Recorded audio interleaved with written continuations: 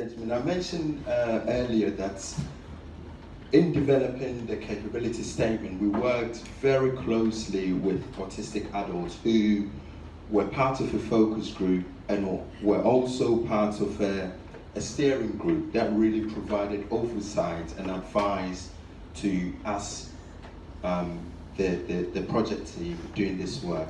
So I'm delighted to be standing next to Sylvia here, who was part of the steering group and has kindly agreed to share her experiences and also express her hopes for the potential impact for this capability statement. So I'm going to sit here and have a conversation with Sylvia about this. So Sylvia, thank you for agreeing to talk to us about your experiences on the steering group.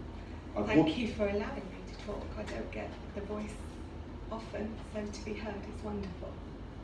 Well, as I said earlier on, nothing about us without us. That was a key principle underpinning this work. I wanted to start by asking you what you thought, what makes a good social worker, or what makes a bad social worker? In my experience, and I've had quite a bit of experience with social workers, to get a good social worker, you have to go through a whole load of rigmarole, gatekeeping, gaslighting, being lied to, being demeaned as a parent, being demeaned as an autistic person, and go to appeals, go to we have mediation, so it actually becomes very expensive because you're about to have outside assessment, which is going to cost everybody lots of money, and then eventually they give you a disability social worker, which is what you need from the beginning, which isn't generic, which is fit for purpose, which understands us, which doesn't need translation from being autistic to the neurotypical world, because it's all too easy when you start off, when the family support come out and they're looking at what resources they've got and they're trying to fit you into those resources. And actually, we don't fit those resources. Our brains are very different, our ways of communicating are very different, and our needs are very different. So then the ASTI team come out, and I actually had a very good man from the ASTI team. Tell us a bit about that. Is that okay? Yeah. If I talk too much, Godfrey is going to touch my arm, so I don't digress, because I don't know those social cues. So the guy from the ASTI team was actually leaving, and this was his last hurrah. So he thought he could help us, and he was amazing. He did an utterly amazing report, and I was like, hurrah! I finally met someone who's not trying to see us as, I often see us as having a big shape sorter in the room, and the social worker or the teacher is the mallet, and us autistic people are going to be forced into that shape, in that sorter, whether it kills anybody, because they're going to tick their boxes and make us fit their resources. And this man didn't do that. He wrote this amazing report, which then, when we went through the complaints procedure, we were told he shouldn't have done, it wasn't in his remit, and we had to be reassessed. Because basically he recommended a care package and the gatekeepers didn't want to fund it. So we had to go via the complaints team. I had help from Autism West Midlands, I had help from an independent advocate. There was a lot of people, I couldn't have done it myself. And I think a lot of the system is designed, I lost my word then, it's designed to make us go away or make us feel like we're inadequate. Because if you actually see some of the paperwork and the reasons of why we didn't need care, it simply was, and I'd be prepared to share it if anyone wants it, if it's appropriate, if you want to do a study on it, it simply was to make me feel inadequate and make me feel like maybe my kids were in danger if I'd push it because I am autistic. So we went through it because I'm not very patient, but I have a hyper-focus, and my hyper-focus is justice, and we need that care. So we pushed through it, and we now have is it a breath of fresh air? I got lost there. It's a breath of fresh air social worker who isn't actually very old. She's not one of the older people that I usually associate with the experience of the non-generic teams, but she is on the disability team and she's amazing. And my son will say things to her like, I snorted some really good sherbet recently, and she knows it's a dib-dab. She's not referring him for like cocaine counselling or something. So she's quite sensible.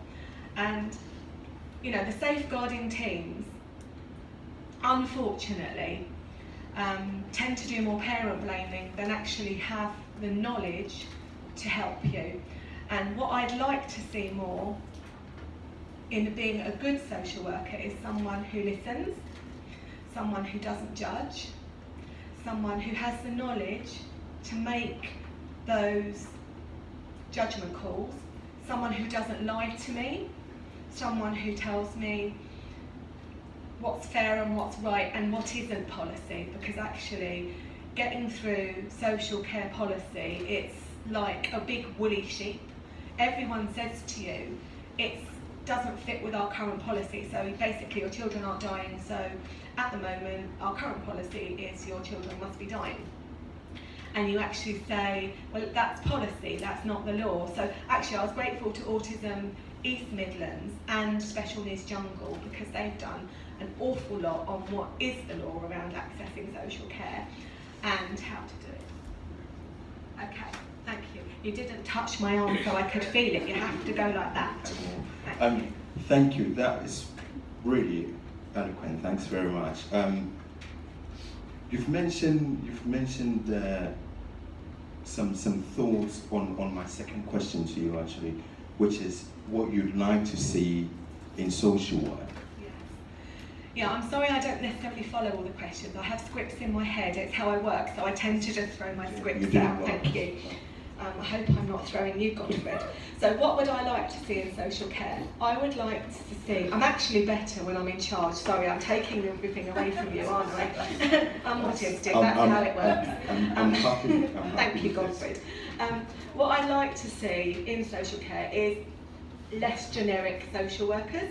I'd like to see social workers that don't have the desire to get you to the stage where you're not dependent, because ultimately a lot of us will always have some kind of dependency.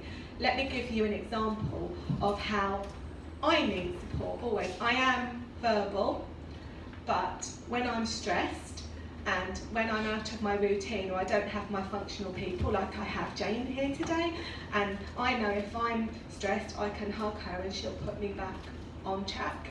I've come to a place that I know well, and they've done a lot of work with me about accessing this building. So that works for me. But if I have to go somewhere that I don't know, or I have to have a talk where I'm not in charge like now, when I'm not giving you all my scripts from my head, it's incredibly difficult for me to talk.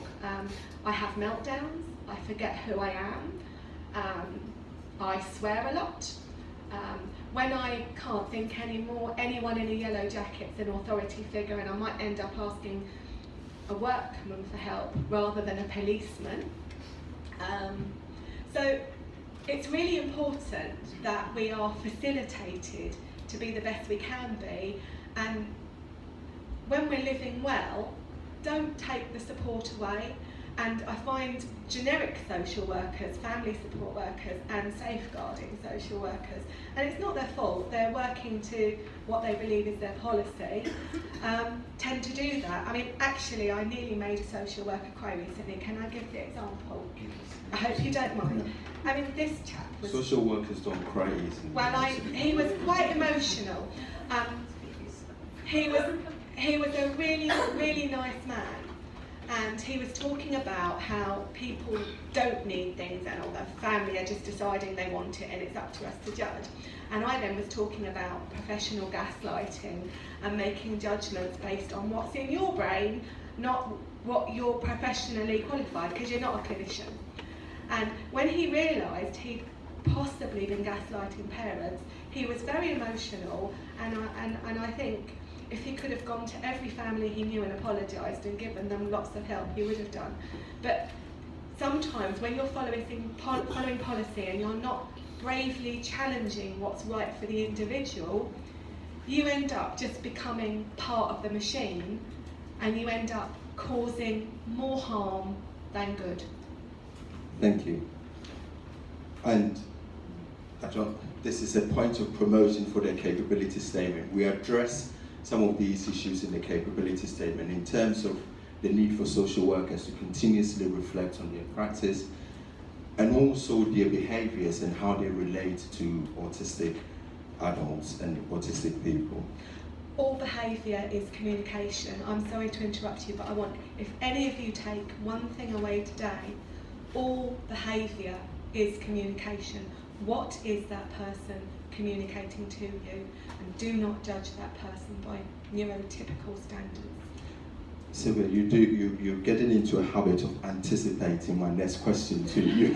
I think you've written your questions around my script, Scott, Fred. Which was my next question to you, and you've touched on this just a moment ago, was what would you like people to take away today? That all behaviour is communication. Once you've met one autistic person, you've met one autistic person, and you should go and meet more because we're awesome. Seriously, we are awesome, and you need to meet more, and you need to learn about us. We are, aren't we, Ben? We are. Yeah. You need to meet more. You need to learn about us. You need to listen to us. You need to not judge us. You need to recognise that high functioning is a rubbish word. Okay, I'm going to just touch on this because most of social workers have this term of that person is high functioning.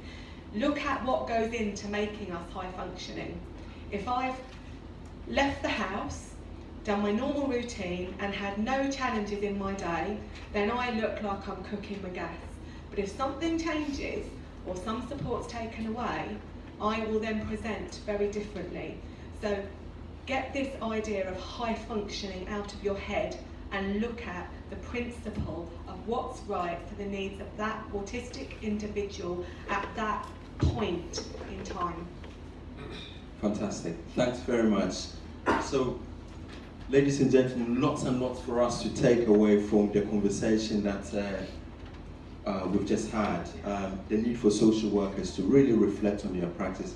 I was struck by your discussion around the knowledge of generic social workers and specialist social workers. For the team managers here and the senior managers here, that's really something for us also to reflect on in terms of how, scaling up the workforce to meet the needs of autistic adults, and also for social workers really to relate to people in a way that they themselves would want to be related to. So thank you very much, Sylvia. Thank you for letting me have control.